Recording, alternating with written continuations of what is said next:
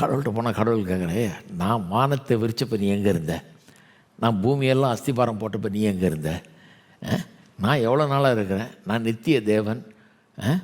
வானம் பூமியெல்லாம் உண்டாகிறதுக்கு முன்னாலே எதுக்கு முன்னால் நான் இருந்தவன், எவ்வளோ நான் இருக்க போகிறவன். நீ இன்றைக்கி வந்து சும்மா 70-80 வருஷம் வாழ்கிற ஆள். என்ன நியாயம் பேசுகிற நீ அப்படின்னு கடவுள் கேட்குற. நீங்கள் வாசித்து பாருங்கள், 38ஆம் அதிகாரம் 39ஆம் அதிகாரம் எல்லாம் வாசித்து பாருங்கள். எல்லாம் கடவுள் கேட்ட உடனே அவன் அப்படியே மலைச்சி போய், என்னடா இது உண்மை தானே, நமக்கு ஒன்றும் தெரியாது, நம்ம பாட்டுக்கு வாய் திறந்து என்னென்னமோ பேசிகிட்டு இருக்கிறோம். கடவுள் இப்படி பண்ணிட்டார், அப்படி பண்ணிட்டாரு, இப்படி பண்ணிடக்கூடாது, அப்படி பண்ணிடக்கூடாதுன்னு எல்லாம் பேசுகிறானுங்க.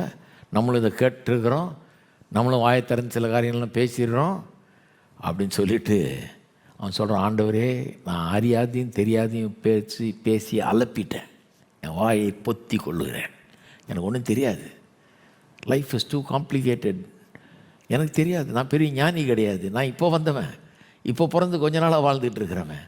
நீ ரெண்டென்றைக்கும் இருக்கிறீர், வானத்தை பூமி உண்டாக்குனவர், எல்லாத்தையும் ஸ்தாபித்தவர், சர்வ ஞானி, உமக்கு முன்னால் நான் ஒன்றும் இல்லை, நான் உண்மை கேட்டிருக்கணும், எனக்கு புரியாது அறியாது, எனக்கு புரியவே முடியாது, சில காரியங்கள்லாம் சொன்னால் கூட புரியாது, அப்படிப்பட்ட காரியங்களை நான் பேசி அலப்பிட்டேன், இவனுக்கு பேசி அலப்புனதையும் கேட்டுட்டு இருந்துட்டேன், என் வாயை பொத்தி கொள்ளுகிறேன் அப்படின்றான்.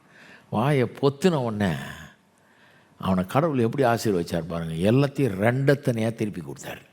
அவனுக்கு காமிக்கிறார், இதுதான் நான், இதுதான் நான், நான் யாருன்னு இவ்வளோ நேரம் கேள்வி கேட்டிருந்தில்ல, இதுதான் நான்.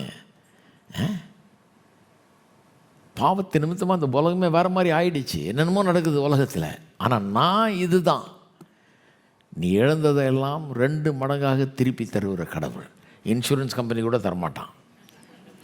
அதனால தான் அவன் பெரிய பெரிய பில்டிங் கட்டுறான். ஏன்னா அவங்கள்ட்ட இதை வாங்கி நல்ல பெருசாக எங்கே போனீங்கனாலும், எந்த உலகத்தில் எங்கே போனீங்கனாலும் அவன் பில்டிங் தான் உயரமாக இருக்கும். ஏன்னா எல்லோரும் இன்சூரன்ஸ் பே பண்ணுறாங்க. ஆனால் தரும்போது ரொம்ப அளந்து தருவான். எவ்வளோ டேமேஜ் ஆச்சோ அதில் கொஞ்சம் கழிச்சிக்கிட்டு தான் தருவான். கடவுள் டபுளாக தர்றவர், ரெட்டிப்பாக 2 மடங்காய் தருகிறவர், 2 மடங்காக தர்றவர்.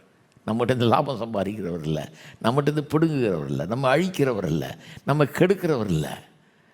நம்ம கெடுத்து வச்சுருக்கிறோம் இந்த பூமியை. மனுஷன் பாவம் செய்வதன் மூலமாக அந்த பூமியை கெடுத்து வச்சுருக்கிறான். பாவம் இந்த பூமியில் பலவித தீமைகளையும் கொண்டு வருகிறது.